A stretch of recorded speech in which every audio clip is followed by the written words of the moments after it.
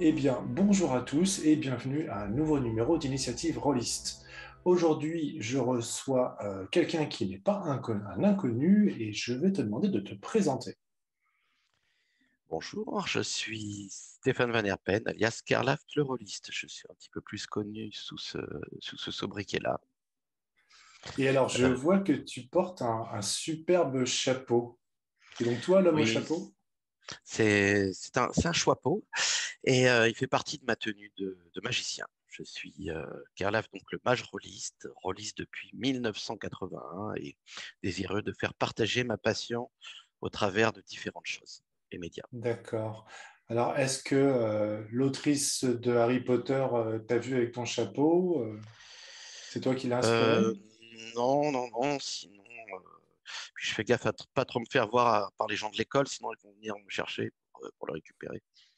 Ok, ça marche. Alors moi, j'ai eu le plaisir de te rencontrer, en tout cas de mieux te connaître lors du Roll Event 2021, où tu étais un des participants sur des tables rondes, et j'ai clairement vu que tu étais un amoureux du JDR. Alors, est-ce que tu peux nous dire un petit peu quelle est ta relation au JDR, comment ça a commencé, et qu'est-ce que ça t'apporte au quotidien? Ah, le jeu de rôle, c'est une passion que j'ai découverte quand j'avais 10 ans en Afrique. Euh, j'ai toujours adoré les récits les récits fantastiques, toutes les histoires, toutes ces belles choses qui font rêver. Et il y a un copain qui m'a dit, viens voir, j'ai mon frère qui est rentré des États-Unis et il est en train de jouer avec des copains un super jeu. Donc, je dis, si tu veux, on va voir. Et on s'est planqué derrière la petite fenêtre de la paillote où ils étaient en train de jouer. On a écouté, on les entendait parler de dragons, de guerriers, de, de coups d'épée, de fireball, de monstres, de gobelins, enfin de tout un tas de créatures dont j'avais pas entendu parler pour la moitié d'entre elles. Du coup, on a trouvé ça amusant. On a commencé à se mettre sur la gueule en fond d'écran là-bas avec des bouts de bambou. Et puis à la fin de la partie, il a eu pitié de nous et il nous a fait une petite initiation. Et à partir de ce jour-là, j'ai tanné mes parents pour pouvoir avoir Donjon le Dragon. Et quand la boîte rouge est sortie en 82, je l'ai reçu sous mon sapin de Noël. J'étais le plus heureux des hommes. Et des Ah petits là là. garçons plutôt à l'époque. Et donc, du coup, tu me demandais, le jeu de rôle m'a apporté énormément. Ça m'a permis de sortir petit à petit de ma timidité, ça m'a permis de- d'accepter de lire, ça m'a permis également de m'intéresser à énormément de sujets, euh, quels qu'ils soient, au niveau historique, au niveau... enfin, enfin, ça m'a beaucoup aidé à me développer. Ça m'a apporté également énormément de bonheur. Et il y a quelques années, j'ai décidé de rendre un petit peu de tout ce bonheur que ça m'avait apporté en créant ce personnage et toutes ces initiatives pour essayer d'aider, favoriser un petit peu la, la reconnaissance de ce loisir. Ben écoute, c'est vraiment formidable. Alors, moi, j'ai fait beaucoup moins d'actions que toi, mais je me reconnais dans beaucoup de descriptions. Et c'est vrai qu'avoir la chance d'avoir une première rencontre avec le jeu de rôle qui se passe bien, c'est important. Je me permets de vous renvoyer à la vidéo Initiative Release numéro 1 qui se consacre à l'interview d'un débutant et bah, c'est à sa première rencontre du jeu de rôle. Et bah, du coup, ça s'est bien passé. Et du peu que j'en sache, alors on ne s'est pas reparlé depuis un petit moment, mais il est vraiment rentré dans le jeu de rôle à pieds joints et c'est tant mieux. Alors, au niveau de tes initiatives, avant qu'on parte du GPS Rollist, quelles sont tes dernières actions, les choses que tu fais au quotidien? Je sais qu'on te voit beaucoup en convention. Alors j'ai plusieurs casquettes et j'en oublie même, je vais en oublier certaines en les citant. J'ai d'abord un ancien blog qui est devenu un site qui est un site en libre service qui s'appelle carlaf.com et qui est là pour essayer d'aider et faire la promotion de tout un tas de rêves et sujets rôlistes. Donc, je me suis dit au bout d'un moment, qui parle le mieux d'un jeu de rôle que celui qui l'a fait, que celui qui est passionné ou autre. Donc, c'est un espace que je laisse à disposition pour promouvoir différentes actions, des crowdfunding ou des récits de parties ou autres. Et derrière, moi, je bascule ces articles qui sont écrits sur mes réseaux sociaux, sur mes, entre guillemets, 4500 copains Facebook et autres. Voilà, j'ai également, je dois gérer, j'imagine, 11 pages Facebook. On ne sait pas que je suis derrière souvent, mais des trucs comme fan de Donjons Dragons, fan de Chroniques oubliées, jeux de rôle et roleplay pour tous. Euh, bon, j'ai eu tout un tas d'initiatives. Souvent, bah, j'ai fait le bébé, puis je le laisse se développer tout seul et je jette un œil où je trouve des amis pour s'en occuper un petit peu. Voilà, il y a d'autres initiatives, des fois plus locales, comme par exemple sur un salon pour Octogone. Euh, j'ai participé à créer un espace pour les jeunes auteurs. Du coup, ça permet à des jeunes auteurs qui n'ont pas encore d'éditeur de pouvoir présenter gracieusement leur jeu de rôle et de commencer à découvrir, à rencontrer leur public. Ok, Je trouve, bah dis donc, voilà, vaste programme là. tout à fait. Alors, je réagis à deux choses que tu as dit précédemment. Tout d'abord, la découverte du jeu de rôle en Afrique. C'est vraiment très marrant comme coïncidence parce que j'ai une collaboration en ce moment qui démarre avec Thomas Munier et on est en train d'aider quelqu'un qui est à Yaoundé Mm. pour développer du jeu de rôle là-bas. Ils font déjà des jeux de société, bien sûr, mais le jeu de rôle n'est pas encore entré dans les mœurs. La deuxième chose, c'est que tu as dit que le jeu de rôle t'avait amené à lire. Tu n'es pas le seul dans le cas, c'est mon cas, ça m'a même beaucoup aidé en anglais et je sais qu'il y a plein de rôlistes comme ça. Donc, on reviendra vers vous, communauté rôliste, pour vous parler de la lecture et du CNL. On a un projet un peu dense à faire sur lequel on va avoir besoin de vous. Allez, c'est maintenant de parler du GPS rôliste. Qu'est-ce que c'est? Et je sais que c'est un truc sur lequel tu travailles depuis un moment. Oui, ça fait 8 ans. Bon, malheureusement, il n'y a pas eu que des bonheurs avec le jeu de rôle. Il y a eu énormément de frustration également. Depuis l'époque de la chasse aux sorcières, où on était tellement décriés, on a perdu Ouais, des chasse. amis, on s'est éloigné C'est de la famille et autres. Mais bon, ça, c'est encore une autre histoire. Et du coup, ça a été difficile de trouver des tables de jeu. Et quand j'ai débarqué sur Lyon, j'ai eu beaucoup de mal à trouver une table. J'en ai trouvé une qui m'a accueilli. Mais c'est vrai qu'au bout d'un moment, on ne partage peut-être pas exactement les mêmes centres d'intérêt ou on n'attend pas forcément la même chose. On aimerait pouvoir découvrir d'autres jeux de rôle, d'autres tables. Et je me suis rendu compte que les gens n'étaient pas du tout interconnectés. J'ai cru au début qu'on était tout seul, qu'on était peut-être les derniers au monde à pratiquer le jeu de rôle. Quand j'ai débarqué dans une convention qui s'appelait Octogone, encore celle-là, on y revient encore. Et là, j'ai eu les larmes aux yeux, puisque j'ai vu 30, 20, 50 tables avec des gens en train de jouer au jeu de rôle. Mais je me suis dit, mais d'où ils sortent ceux-là? Ils étaient là tout le temps. C'est impossible. Et je les voyais en train de jouer. J'ai trouvé ça génial. J'aurais aimé rester, mais bon, j'avais deux petits gosses en bas âge qui ont fait tomber tous les kakémonos de toute l'allée. Du coup, j'ai dû partir la queue entre les jambes et les enfants sous le bras. Mais je me suis promis de revenir et de faire quelque chose pour que les gens arrivent à savoir qu'il y a d'autres joueurs qu'eux, qu'il y a d'autres tables, qu'il y a des clubs, qu'il y a des boutiques. Donc, du coup, j'ai commencé à répertorier tout ce qu'il y avait dans mon département. J'ai sorti une petite feuille A4 pliée en quatre que je distribuais sur des conventions, dans des boutiques ou dans les clubs. J'ai essayé de faire ça avec des copains sur l'Isère et je me suis dit qu'il faudrait faire ça sur toute la France. Mais c'était tellement fastidieux. Il fallait garder à jour, il fallait passer beaucoup de coups de fil, ça coûtait cher les photocopies, tout ça. Euh, on a continué à travailler dessus. Je me suis aperçu aussi qu'il y avait énormément d'inimitié entre les grosses entités rôlistes qui représentaient chacun le jeu de rôle dans leur région ou Je à vois leur pas de quoi façon. tu parles.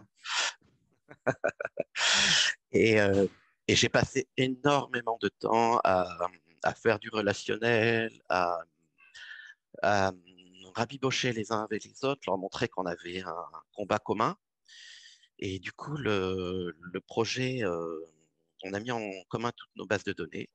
On a essayé de le faire sous la bannière justement de Kerlaft, de manière à ce que ça reste quelque chose d'indépendant, puisqu'on était au-dessus de tout ça chacun. la cause de faire connaître le jeu de rôle était au-dessus de ces querelles de clocher, de ces disputes, de vieilles rancœurs ou autres. Et tout le monde a joué le jeu, et encore aujourd'hui, et encore plus. Et on a travaillé 8 ans, et j'ai rencontré cette fille extraordinaire qui s'appelle Mélanie, qui a réussi à créer une méthodologie de recherche et de comptabilisation de tous ces endroits, et qui a fait tout un process qui a bien fonctionné, puisque aujourd'hui, on a répertorié plus de 4200 endroits potentiels rôlistes qui seront bientôt disponibles sur une carte interactive gratuitement. euh, pour chacun. Tu as vu peut-être déjà des extraits de Ouais. cette Alors, carte. on peut spoiler un tout petit peu pour dire Ah, il que faut, bah, il faut. la FFJDR a décidé de t'aider ou de vous aider, quelle que soit la taille de l'équipe dans ce projet, dans le sens où une carte interactive, il y aura des informations dessus, mais il faudra aussi les mettre à jour. Donc, Exactement. C'est un gros boulot après, permanent. ouais, on est en train de travailler ça. Alors, bah, je passe le bonjour à Stéphane, qui est également membre du CA, qui bosse dessus et qui est en train de recruter des bénévoles qui vont participer. Et puis, bah, au sujet des bénévoles, tu as évoqué Mélanie, mais j'imagine que tu as, au risque de oublier certains, est-ce qu'il y a d'autres personnes que tu voudrais J'ai une des. remercier? J'en viens là tout de suite. J'ai honte, mais il y a soit des centaines de noms, Ah, soit ils se bousculent tous. J'ai franchement plusieurs centaines, et quand je dis plusieurs centaines, je pèse mes mots, plusieurs centaines de personnes extraordinaires que je regrette de ne pas citer aujourd'hui, qui vont se reconnaître parce qu'ils savent que je les adore et qu'ils ont été extra. Chacun a participé à la mesure de ses moyens par rapport à son temps. Certains ont beaucoup plus travaillé que d'autres. J'essaierai de noter ensuite pour plus tard dans les remerciements, oui, on les mettra en qui commentaire. ont donné le plus d'années de leur vie là-dedans, mais même si c'est marqué, ça vient de Kerlaft, ça vient de toute la communauté rôliste, parce qu'il y a vraiment une communauté. Il y a vraiment quelque chose qui nous relie. Et d'ailleurs, pour moi, j'ai appelé ça le GPS, un grimoire pour la survie du rôliste, et j'ai rajouté comme petit slogan un grimoire pour les rassembler tous et dans le jeu de rôle les lier, parce on est vraiment une communauté. Ouais. Qu'on soit d'accord sur certains sujets ou d'autres, il y a quand même cet esprit du jeu de rôle et cette envie de le partager et de s'éclater qui passe au-dessus de tout ça et Ouais, qui ouais, crée je la suis entièrement communauté. d'accord. Alors, bah, écoute, c'est une initiative qui est belle et qui, évidemment, bah, si on a choisi de t'aider, c'est évidemment qu'on y croit beaucoup. On va aussi saluer les autres initiatives qui existent du même genre. On a Opal Rollist, qui était un forum qui a maintenant une nouvelle mouture depuis, je crois, 2 ans. J'espère que son président d'assaut, Nishrou, me pardonnera si je me trompe, mais voilà, c'est un lieu qui permet de trouver d'autres rôlistes. Il y a Mais des tout tas à fait. de Discord comme JDR virtuel qui permettent également de jouer en dématérialisé et de trouver des gens. Donc, il existe beaucoup de choses. En creusant un petit peu, on peut facilement trouver de l'aide, trouver des informations. Il suffit de demander.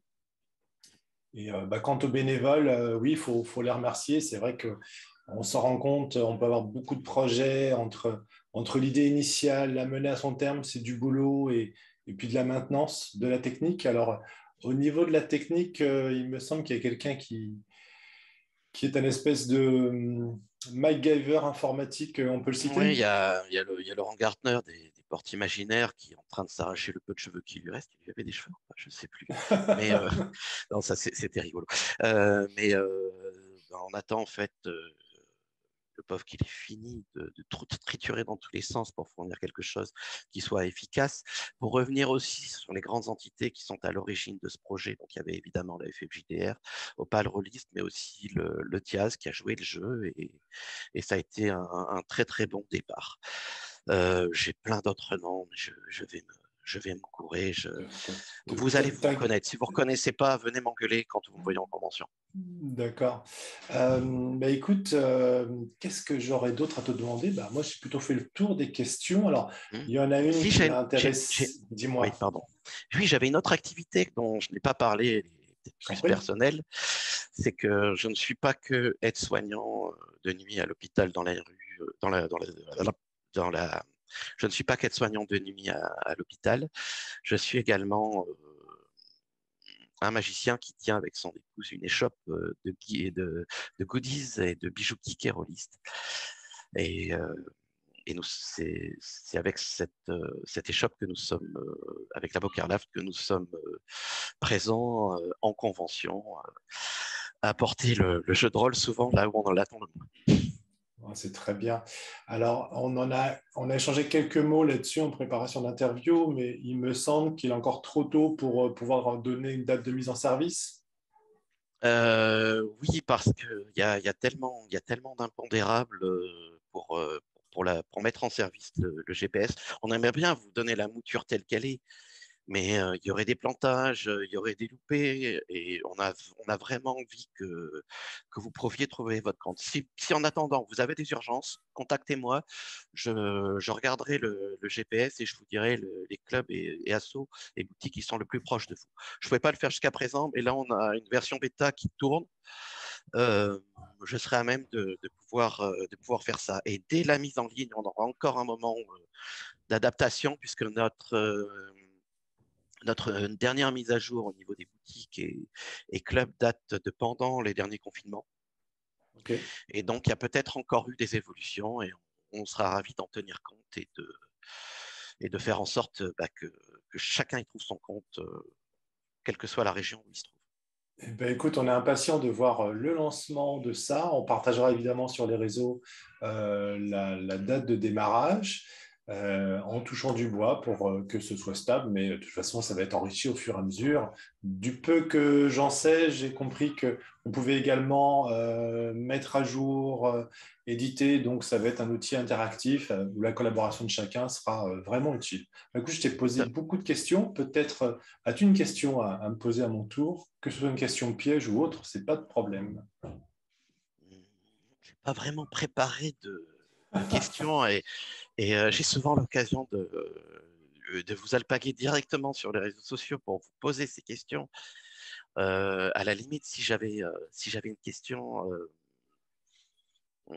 je demanderais à chacun euh, qu'est-ce que vous avez fait pour le jeu de rôle aujourd'hui? Ah, bah, écoute, comme c'est moi qui suis en face de toi, je vais y répondre. Cette interview. Aujourd'hui, cette interview, bien sûr, non, pas que. J'ai passé plusieurs heures à gérer des papiers, des documents, envoyer des attestations d'assurance pour des associations.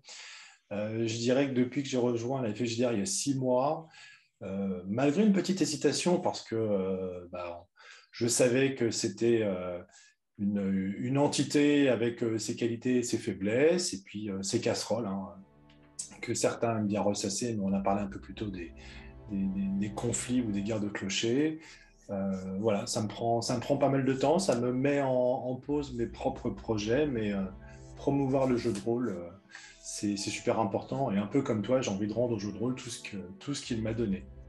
Bah, Tout à écoute, fait. merci pour ton temps et pour l'ensemble de tes actions pour le GPS Rollis qu'on attend avec impatience. À Et moi tous, aussi. amusez-vous, jouez et à très bientôt. Merci À bientôt. Carlaft. Merci à toi aussi. Donc, je me présente, Stéphane, bénévole à la FFJDR, particulièrement sur les outils informatiques. Et donc là, une petite démo du GPS Rollist. Devant vous, la page d'accueil. Ça ressemble à une page de recherche Google, mais spécialisée sur tous les lieux de jeu, car l'idée, ça va être de vous donner accès via cette recherche aux 2000 lieux de jeu référencés sur le GPS Rollist.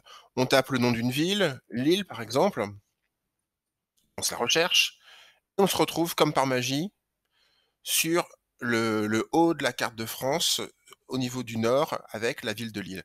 Vous remarquez qu'il y a plein de petits icônes, plein de petits fanions de différentes couleurs. Les icônes violets vont être les associations, en vert les boutiques, et en rouge les autres lieux de jeu qui ne sont pas encore déterminés, qui seront précisés par la suite. Un petit zoom sur la ville de Lille, et on voit au fur et à mesure les différents lieux qui se précisent, les détails qui apparaissent, les différents icônes, les différentes couleurs. En zoomant un peu plus, je peux décider par exemple de filtrer par uniquement les boutiques, et on se retrouve avec les 4 boutiques lilloises qui sont notées. Je peux rajouter les associations par un simple clic qui apparaît sur la carte. On va reprendre un petit peu d'altitude, et on va sélectionner une association, celle-là par exemple. En cliquant sur l'icône de l'association, on a sa fiche qui se déplie à droite. Et là, on retrouve toutes les infos de l'association, du lieu de jeu donc, son nom, son adresse, une illustration de son logo. En descendant dans la fiche, on a ses horaires d'ouverture, son site web, son réseau social, un mail pour la contacter et un rappel de son type, association et de ses activités, jeux de rôle et jeux de plateau. Voilà, l'idée c'est d'avoir une fiche qui sera complétée par l'association ou par un bénévole sur chaque lieu de jeu, en sachant qu'il y en a déjà plus de 2000 de référencés grâce au travail de Carlaft. Et là où l'outil devient très intéressant, c'est que sur chaque fiche, vous allez avoir deux petits boutons, un modifier et un signaler une erreur, qui vont vous permettre par exemple de signaler que le lieu à fermer n'existe plus, ou de modifier la fiche du lieu, par exemple en corrigeant l'adresse suite à un déménagement. Vous faites cette modification, elle est mise en file d'attente. Elle sera traitée par une équipe de modérateurs, gérée par la FFJDR qui sera sur chaque région. Donc si vous êtes intéressé, pour, faire ce travail de modération et d'ajout et d'amélioration des lieux sur le GPS Rollist, n'hésitez pas à contacter la FFJDR. Une fois que cette proposition donc est validée par nos modérateurs, et ben la modification est injectée dans la fiche automatiquement et la fiche est corrigée. Donc là, ce que vous voyez, c'est actuellement une version qui est encore en développement. Donc il y a encore des petits bugs, il y a encore des icônes qui ne sont pas parfaits, mais on espère d'ici quelques semaines ou quelques mois maximum, le mettre en ligne, le rendre public et qu'on puisse tous l'utiliser et l'améliorer. À bientôt!